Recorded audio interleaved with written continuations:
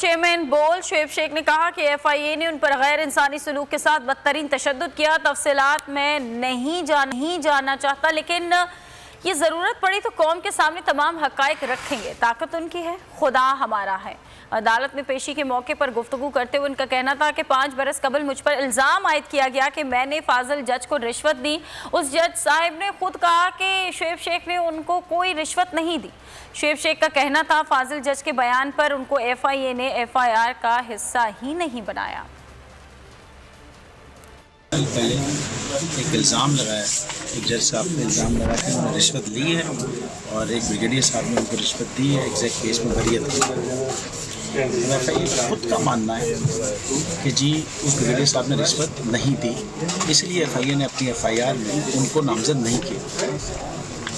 और जज साहब जिन पे इल्ज़ाम लगाए वो 3 जगह ये कह चुके हैं कि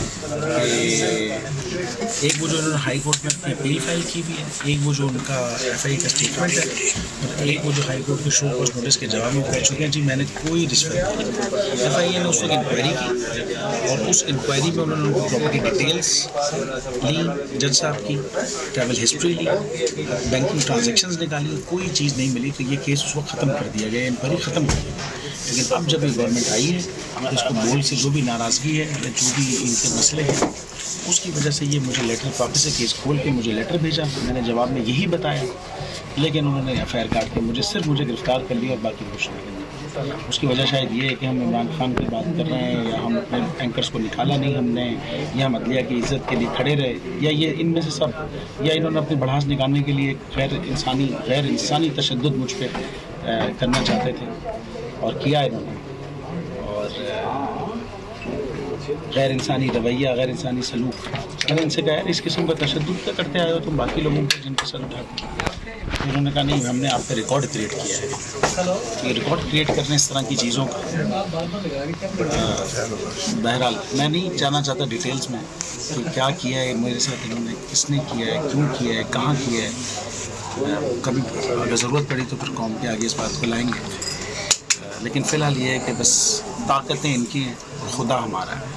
को चेयरमैन बोल शोएब शेख के खिलाफ मनगढ़ंत, झूठा और बेबुनियाद केस। हुकूमत इंतकामी कार्रवाइयों पर उतर आई। रिश्वत देने के झूठे इल्जाम के पीछे असल हक़ाइक़ वो ले आया अवाम के सामने। सिंध हाई कोर्ट की जानिब से 10 मार्च को एग्जैक्ट केस में बरियत का फैसला भी दे दिया गया, जो रिश्वत के इस इल्जाम को झूठा और बेबुनियाद साबित करने के लिए काफी है। सवाल ये उठता है न रिश्वत लेने वाला न देने वाला मौजूद, तो फिर ये मुकदमा क्या है? गुज़िश्ता 5 सालों में ना तो कोई गवाह पेश हुआ और ना ही कोई सबूत सामने आया, जबकि कोई इंक्वायरी अमल में नहीं लाई गई। जब मुल्ज़िमान से कोई तहकीकात नहीं की गई, कुछ साबित नहीं हुआ, तो फिर ये मुकदमा क्या है? इससे कबल केस की इंक्वायरी कमेटी के सामने खुद जज कादिर मेमन ने रिश्वत के इल्जाम की तरदीद की थी और कमेटी को तहरीरी तौर पर आगाह भी किया था। इस झूठे और बेबुनियाद केस की कानूनन कोई हैसियत नहीं। सिंध हाई कोर्ट इस मुकदमे में शोएब शेख को बरी कर चुकी है, तो फिर इस नाम नेहाद इल्जाम की कानूनी हैसियत क्या है? बोल इंसाफ का मुंतजिर है।